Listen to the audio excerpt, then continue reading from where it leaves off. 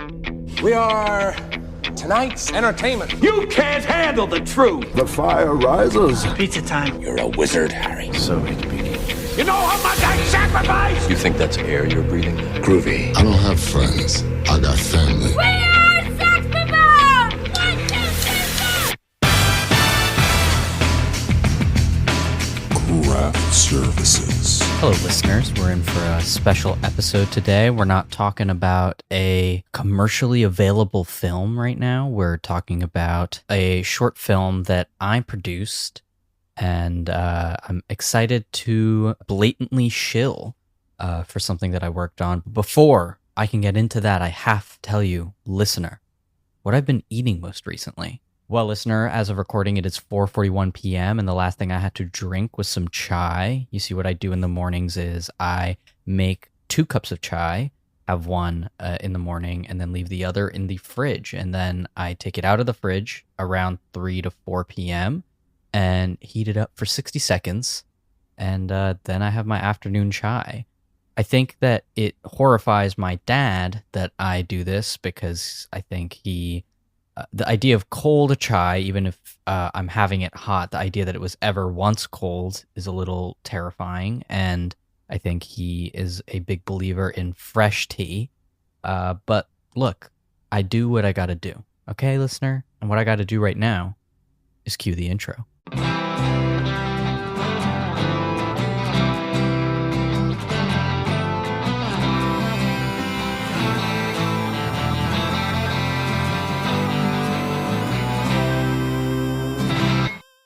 Welcome back to Craft Services, where we talk about the movies. Each week we talk about a film and hopefully have a crew member of that film to talk with us about their experience working on the picture. This week we have Brenden Hubbard. Brenden Hubbard is a friend of the show, but not just because of this episode. He's a former guest as well. We had him on back in 2020, as we allude to at the beginning of this interview. And Brenden Hubbard is a good friend of mine. I work for him as a producer and sort of as an assistant, and I help him with all of his endeavors, and he aids in mine. He's a good pal of mine, and in November 2024, we made a short film called Hide, which has since been making its way through the festival circuit, and we're sort of in the middle of that festival process, so I wanted to have him on the show so he could talk a little bit about it, because it's a good short, and I'm very proud of it, proud of the work that I put into it, proud of the work that former guests Jackson Clark and Jack Mannion put into it. It's an all-around good time. I had a great working experience on it, and I'm really glad to have Brenden back. I call him Bear, as does everyone else. And even if you aren't familiar with Bear's work and don't know who he is, I think he's a fun listen, and I think you're going to enjoy this interview. So without further ado, let's cue the interview.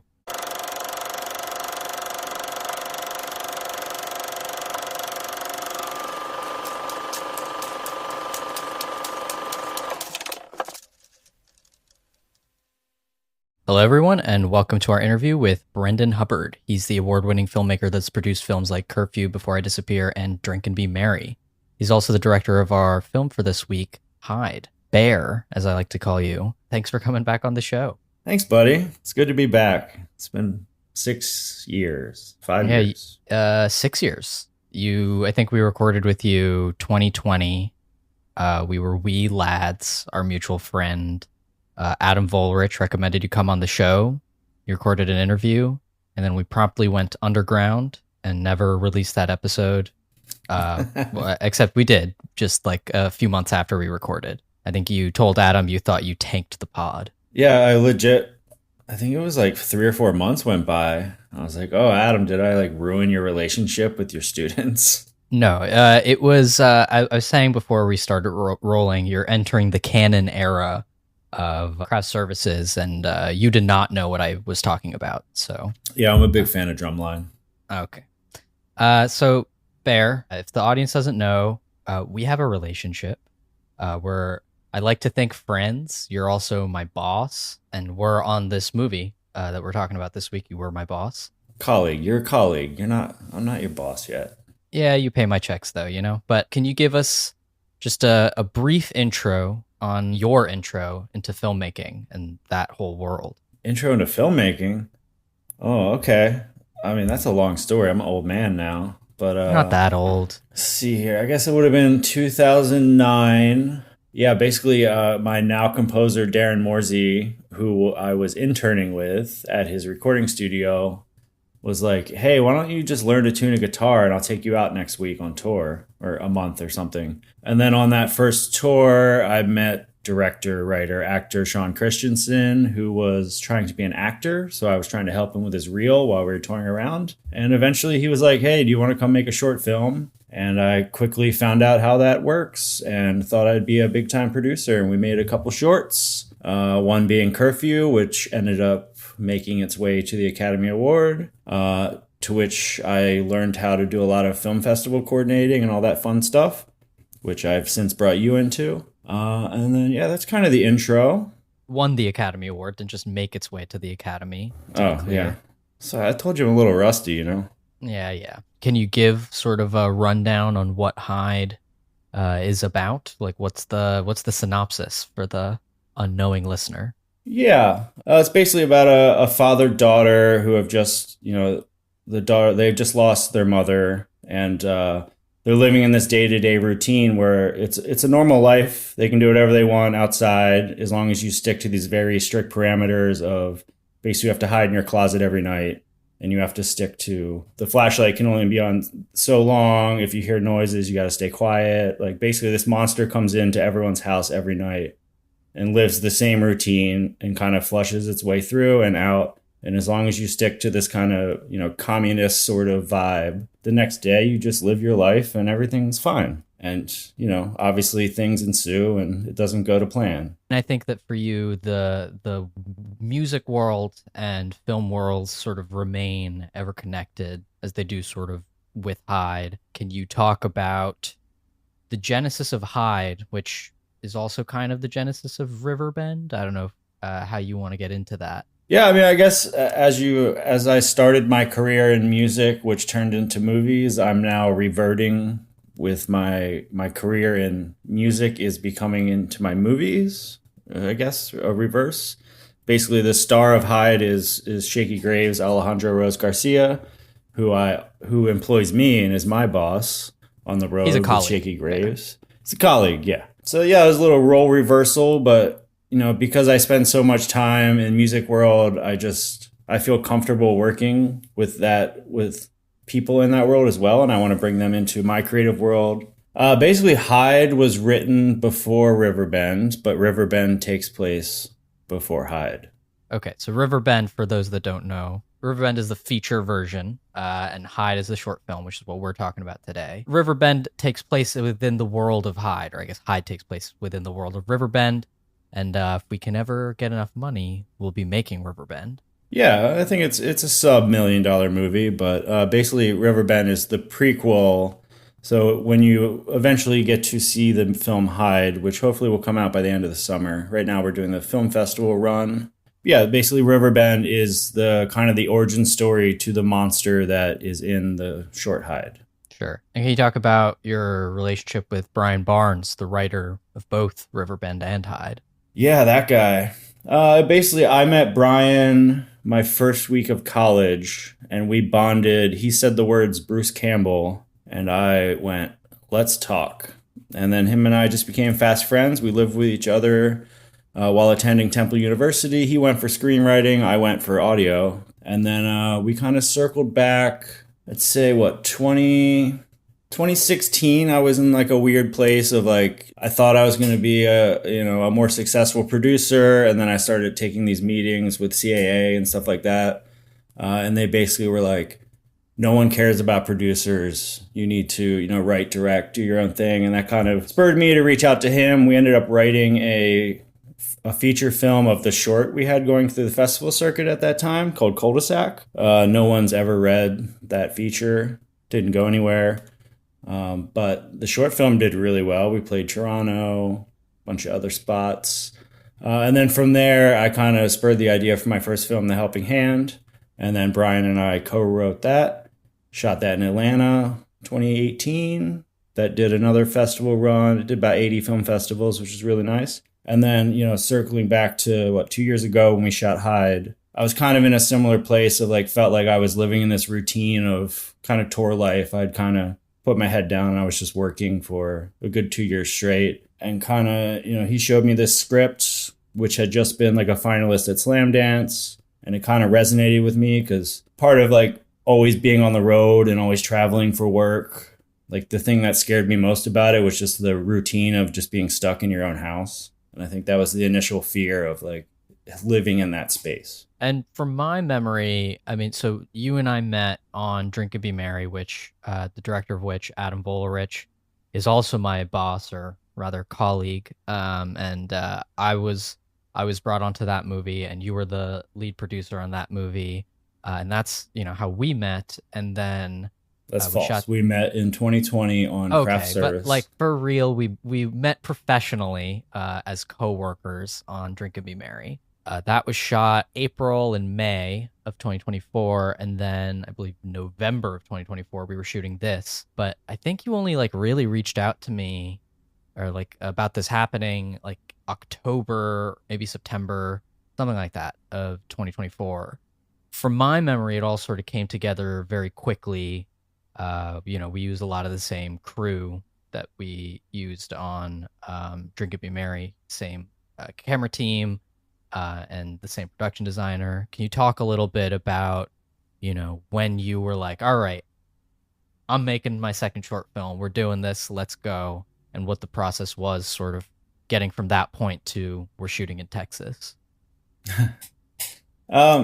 Yeah, Adam, working on Adam's film was a nice little warm up to oh yeah, I do want to do more production. I have been kind of stuck in this touring world. Usually in Shaky Grave's world, the summer's busy. So I was grinding all summer, and I basically sent in the mail the script for Hyde.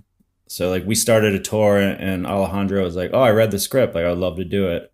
So that kind of gave a nice fun sidebar to this living on a bus world of oh, at night we can have a couple drinks and talk about this movie we're going to make.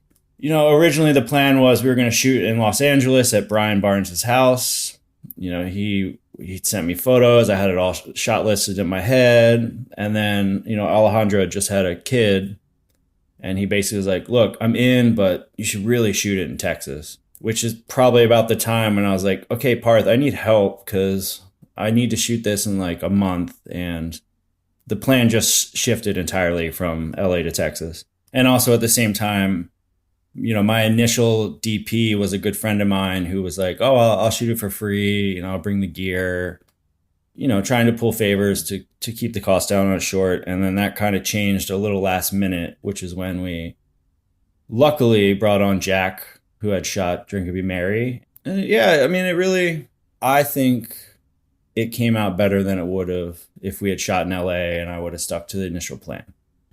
Because if you don't build something out of frustration and disappointment, you're not going to make good art. And I think the vibe, the Texan vibe was a fun experience to work in, especially, you and I are East Coasters, and November, it's chillier. We were, taking a break in some nice weather, sort of hanging out all at an Airbnb together. So it was a very fun experience where you're only working and living with the same people for, a week. Yeah, a little more of a family vibe. Definitely a little more down and dirty. I feel LA, you have to shoot it. Everything has to be so perfect and planned out. And, going to Austin was just kind of I think I flew in 2 days before, and I was there one day before the crew flew in. And I was let me figure out, let me location scout and do everything, rehearsals and all the stuff in one day. And then you guys flew in. It was let's go. And we were lucky enough. The keyboard player from Shaky Graves, rented me his house, which he was, looking to move out of. So it was a little we can kind of do what we want here. We had this lovely space. So yeah, it was a kind of both of my worlds combining to have this little family event. And so we talked about Shaky Graves, who plays the father in the movie. Do you want to talk a little bit about casting Ione and that process? Because I guess both of your shorts have child lead performances, which most, don't work with. What is it, like kids, dogs, and something else? And you've, you seem to be pretty good at getting good performances out of kids. So how did you go about that?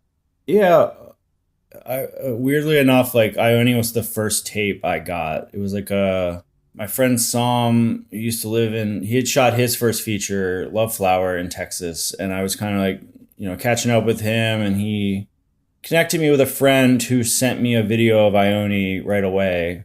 My producer's like, no, like you got to cast, like do the process, make sure you see more videos. And I met with like, I think 5 other actors, watched another 40, 50 tapes, did my due diligence. And at the end of the day, like it was still like, I only just felt like the right fit.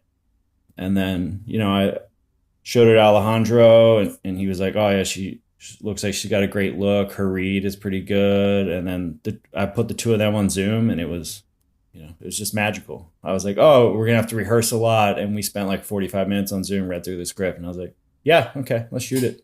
She was great. And she like was 100% game to work with the material. She was. The only scary parts was she would get so upset that she couldn't cry, that she would try to tell her mom, like, to say terrible things to her to make her upset. And I was like, no, let's not do that. I know, and I'm so happy that she was doing that around us, because like we weren't going to create the environment where we were like, no, fucking make your kid cry. Like that's what we're here for. I feel like everybody was like, no, you're a kid. It's like we don't need to feel you. Like also, you're doing great. I think she gives a really great performance in the movie. And it was her idea. Like I never said, hey, if you could cry. Yeah. She got so into the script that she was like, oh, if I cried in this moment, it would like really take it to the next level. And I was like, yeah, I mean, that would be great, but no pressure. She was just such a great talent to have on set. And her mom was wonderful too. Yes, she was great. Can you talk about your influences going in? You mentioned Bruce Campbell, though I don't think Evil Dead is that big of an overt influence on this one. What were some other probably 80s horror movies that were lurking? It's pretty obvious that I've watched Poltergeist a few times in my life, just going off, the lighting sort of vibe of the film. Like very went over the top with like the blues, like really wanted to sell like, hey, it's nighttime. Obviously Gummo is one of my favorite films, so it's a little all over the place. That's kind of why she's eating spaghetti, just to recreate that scene. Yeah, those are kind of just the 2 major ones. Obviously like A Quiet Place has that vibe and tone of like, stick to this routine, stay quiet, don't venture out sort of vibe. So Helping Hand you shot in 2018, you said? I think, yeah, it was it was end of 2018. Something like that. Yeah, something like that. Yeah, we had just, with that film Cul-de-sac, we won an award at the NBC Shorts event. And they were like, hey, you can have like this free $40,000 camera package and a G&E package and all this stuff. And we couldn't figure out a feature to make. So me and my producer, Damon Russell, were like, let's just shoot 2 shorts back to back. He directed one, I directed one. And that was kind of the fun little thing we did one weekend. So that was in 2018, and then you shoot High 2024. So it's like 6 years of a gap. What was surprising about jumping behind the camera again? Like what about the experience was there that sort of, took you aback? The most surprising part was my producer, Melissa Fitzsimmons, was like, don't stress yourself out. Like, shoot this in 3 days. Because my first film, I shot in 1 day after shooting another short for 2 days. So I had to like flip from producer brain to director brain, and I had a 1 day shoot. So that was kind of the blessing in this one of like, oh, I actually, I spent a little more money to have a little more time so that I could make what I want. Still didn't get everything I wanted. But that's just kind of the nature of indie films. Like there's always going to be some little piece of connective tissue you wish you shot on the day, but you didn't. So yeah, just having the time. It was definitely like stretching that directing muscle memory was tough. I remember like middle of day 2, I think I texted, Sean Christensen, and I was like, how did you do this for like a month straight when we shot our last feature? And yeah, it wasn't until after we wrapped and I was like, oh, I guess like it just gets easier once everyone kind of gets in that place. Like with a short film, it's like you have the day 1 of like trying to get all the kinks out and everyone's trying to figure out where their place is. Day 2, you're still ironing that out. And then on day 3, you're like, oh, we're wrapping. So I feel like with a feature, it's like, day 3 to 20, you're like kind of coasting on autopilot of just get things done. It isn't until day 3 or 4 that you actually know how you're making something. But with a short, that's the end. Yeah, still don't know if I'm making something. Did you have a favorite scene, either on the page or that on set you were like, this is my favorite thing I got to shoot? Oh, wow. Interesting. I mean, I think just figuring out the closet space in the film was my favorite because we had gone through so many options of like, are we going to have to build this so that we can utilize the camera in such a confined space while also, making it feel like it's confined. And like initially my other producer, Bennett, he was going to build like these movable walls. We were going to shoot in a garage so that way we can get all these angles. And then once we got in the space the day before, I feel like Jack just took his camera and sat in a corner and he's like, frameworks, let's just shoot inside. Yeah, and we had an overhead shot. We had a whole second camera that we flew in with us just to get that overhead shot. But it's one of the posters, and it's one of the favorite frames in the film. It's one of my favorites. I really enjoy. I mean, I utilized that shot in The Helping Hand as well because The Helping Hand was about, a baby monitor device that kind of convinces a child to kill their parents. So having that like POV of the baby monitor. And so it was nice to kind of bring a little bit of, my first short back into this and be like, well, let's just have that overtop camera because it does create such to me, like an eerie horror vibe. Is there something from your experience on High that comes to mind that you're going to take onto all your future, whether directorial projects or even just as a producer? Just some major takeaway. I will always hire you and Jack and Christina, my production designer, and Melissa Fitzsimmons, my producer. Like, yeah, I mean, it's for me, it's always about like the crew. The crew really like keeps me going, whether I'm producing or directing or just being a PA. It's just, if you don't have a good crew that keeps the project moving forward, then it's just, I've been on too many shoots where you're like, oh, I hate this. I can't wait for this to be over. Yes. No, this was a very, I appreciate the compliment. And I think, did we actually have no PAs on set? I think I was the PA, but I was also a producer on the movie. So, I mean, we had an art PA. Oh, that's true. Set deck we art did. PA, basically. Yeah, Ben. Ben, yeah. Who was Shout great. out Ben. Yes, shout out Ben. Well, Bear, Hyde is in the middle of a festival run, which, you and I have been working on for what feels like decades now. Yeah, we're at Festival 60. Do you have a list of where it's playing in theaters right now? This is coming out Sunday. Oh, so fast. We will be at Macau Film Festival in Barcelona at the end of the month. We're playing in Croatia at the International Sound and Film Festival. We are playing at Lighthouse Film Festival in June in Long Beach Island, New Jersey. Waco, Texas in June. There's a lot I'm not remembering right now, but Pottsville Film Festival. 5 nominations as of today. We're playing Atlanta Film Festival actually on Sunday, I believe. Nominated for Best Horror Short. And more to come. I think we'll end our film festival run at around 100 acceptances. That's the goal. We're at 60. You told me you wanted to break Helping Hands record, which is an insane record, but I think we are going to beat that. Oh, we're going to be there. That's great. Thanks for your help, Parth. Anything for you. But the Bear, there's one last thing you could do for me, and it's to answer the big kahuna final question.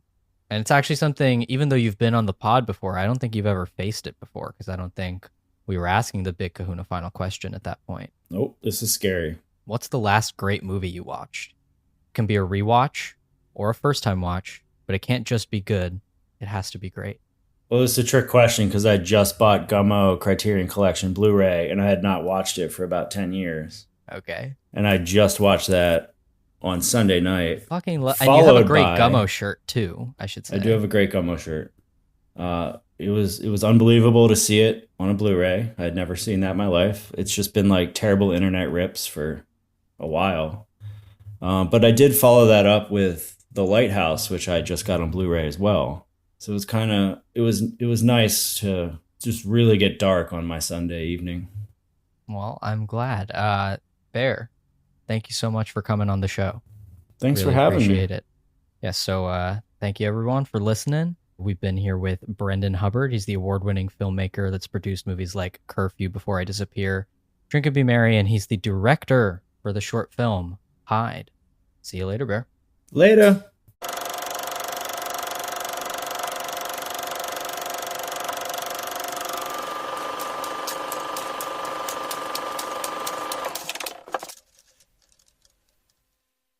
What an interview, huh, folks?